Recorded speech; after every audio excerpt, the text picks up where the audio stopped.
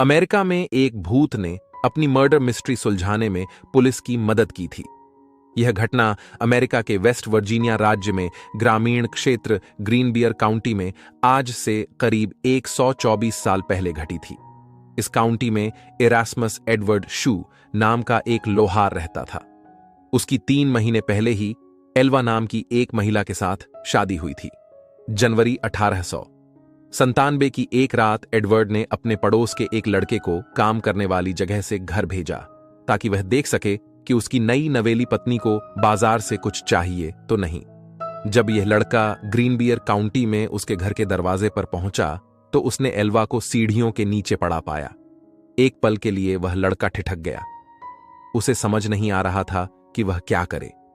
उसने एल्वा को सीधा किया और चेक करने की कोशिश की कि आखिर हुआ क्या है। एल्वा का सिर एक तरफ झुका हुआ था। पहले तो उसे लगा कि एल्वा शायद सो रही हैं।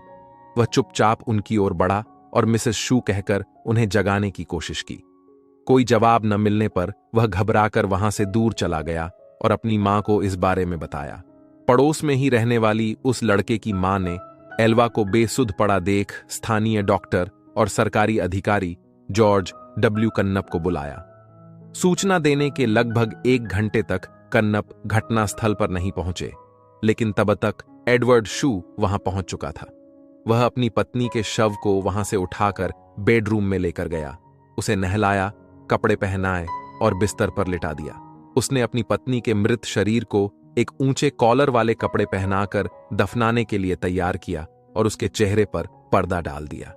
इस दौरान सरकारी अधिकारी और मौत के मामलों को देखने वाले स्थानीय डॉक्टर जॉर्ज डब्ल्यू कन्नप भी पहुंच गए। उन्होंने मृतक महिला के शरीर की जांच शुरू कर दी। उस दौरान पति एडवर्ड शू अपनी पत्नी के सिर को गोद में रखकर रोता रहा। जब कन्नप ने एल्वा के सिर और गर्दन की जांच करने का प्रयास किया तो एडवर्ड शू नाराज हो गया और गुस्सा दिखाने लगा। कन्नप शू को नाराज नहीं करना चाहते थे, इसलिए वे चुपचाप वहां से चले गए।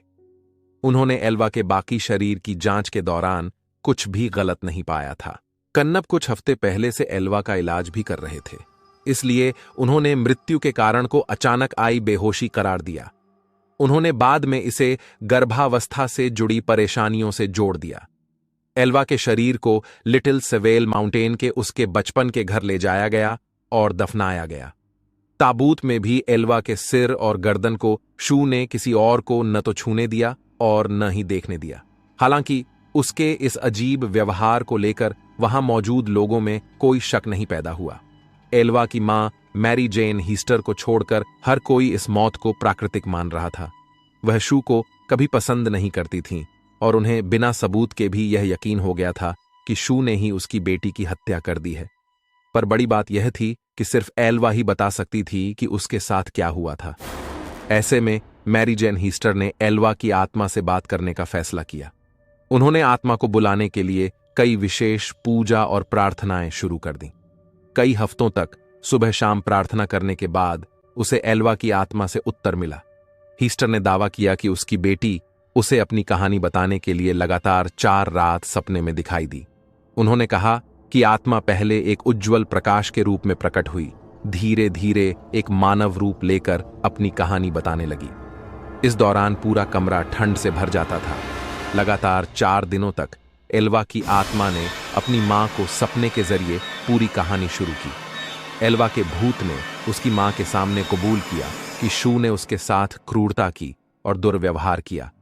एक रात जब एल्वा ने रात को खाने में मीट नहीं बनाया तो उसने एल्वा पर हमला कर दिया और मारपीट की। शू ने मारपीट के दौरान एल्वा की गर्दन तोड़ दी थी, जिसके बाद एल्वा के भूत ने अपना सिर पूरी तरह से पीछे घुमाया और वहां से चली गई। इस घटना के बाद एल्वा की मां पब्लिक प्रोसिक्यूटर जॉन प्रेस्टन के पास गई और मामले को फिर से खोलने की अपील की। प्रेस्टन ने भूत के बारे में उसकी कहानी पर विश्वास किया और आसपास के लोगों से पूछताछ शुरू कर दी। शू के पड़ोसियों और दोस्तों ने एल्वा के अंतिम संस्कार के दौरान उसके अजीब व्यवहार के बारे में सरकारी अभियोजक प्रेस्टन को बताया।